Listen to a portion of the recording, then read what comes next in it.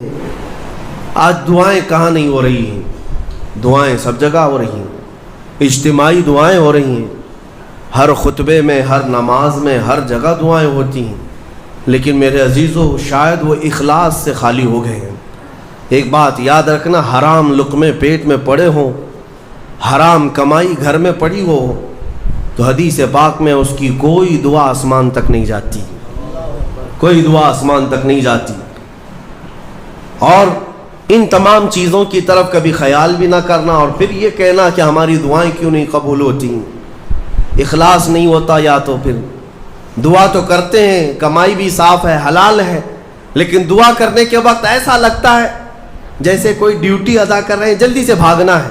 ہم تو دیکھتے ہیں نا، نماز میں ہاتھ اٹھانے میں بھی لوگوں کو شرمندگی ہونے لگتی ہے، کچھ تو مرے ہوئے ہاتھوں کے ساتھ دعا کر رہے ہیں، کچھ انگوٹھے پھوڑ رہے ہیں دعا میں۔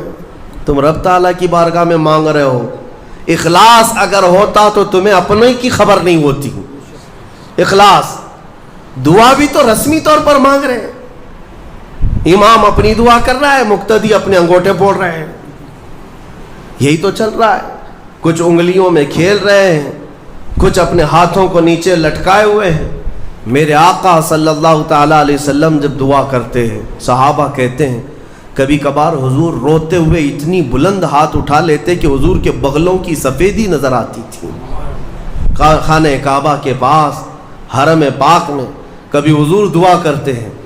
میرے عزیزو، دعا ایک طرح سے بھیک مانگنا ہے، اور وہ بھی پروردگار عالم کی بارگاہ میں، اور تمہارے انداز دیکھے جاتے ہیں، تمہارا اخلاص بھی دیکھا جاتا ہے۔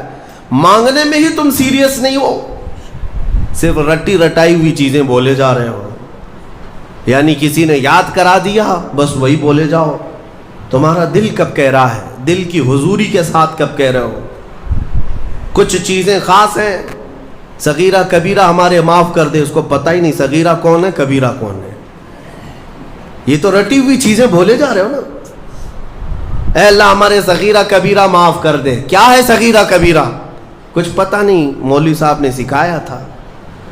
دل کا جب حضور نہیں، دل کا اخلاص نہ ہو تو پھر کیا چیز مانگ رہے ہو اللہ کی بارگاہ میں؟ اخلاص یہ سب سے بڑی طاقت ہے، اگر یہ نہیں ہے تو عبادتوں کی جان ہی نہیں ہے، عبادتوں کی جان ہی نہیں ہے، عبادتوں کی جان اخلاص ہے۔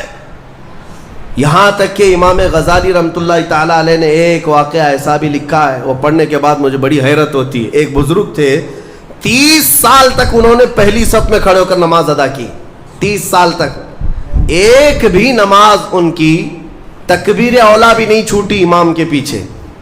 تکبیر اولا، امام جب پہلی تکبیر باندھ رہا ہے اس تکبیر میں وہ حاضر رہتے تھے، جماعت تو دور کی بات ہے، چھوٹنا، پہلی تکبیر کبھی نہیں چھوٹی 30 سال تک۔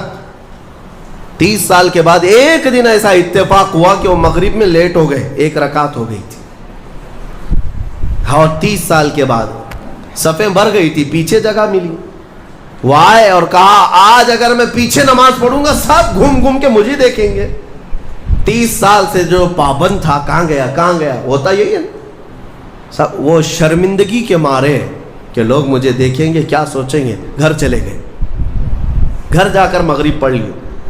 عشاء میں آنے میں پھر ڈر لگنے لگا کہ اب تو پوری نماز میں ہی نہیں گیا تھا، لوگ سوچیں گے۔ 30 سال کے بعد پہلی نماز آپ کی نہیں ہوئی ہے، کہاں گئے تھے، کہاں گئے؟ عشاء میں بھی نہیں آئے، عشاء میں بھی نہیں آئے۔ اس زمانے میں ایک بڑے کامل بزرگ تھے، ان کو خبر کی گئی آج ایک بڑا حادثہ ہو گیا ہمارے شہر میں۔ کہا کیا؟ کہا فلاں بزرگ جو 30 سال سے مسجد میں تکبیر اولا کی بھی پابندی کرتے تھے آج وہ غائب ہیں۔ تو اس بزرگ نے فرمایا چلو ہم ملتے ہیں۔ جا کر کے ملے کہ کیا ہے، طبیعت خراب ہو گئی، حلیل ہو گئی، کیا ہوا؟ انہوں نے کہا کچھ ہوا نہیں، لیکن تھوڑا سا لیٹ ہو گیا مغرب میں، اور پھر پیچھے جگہ مل گئی 5-6 صفوں کے پیچھے۔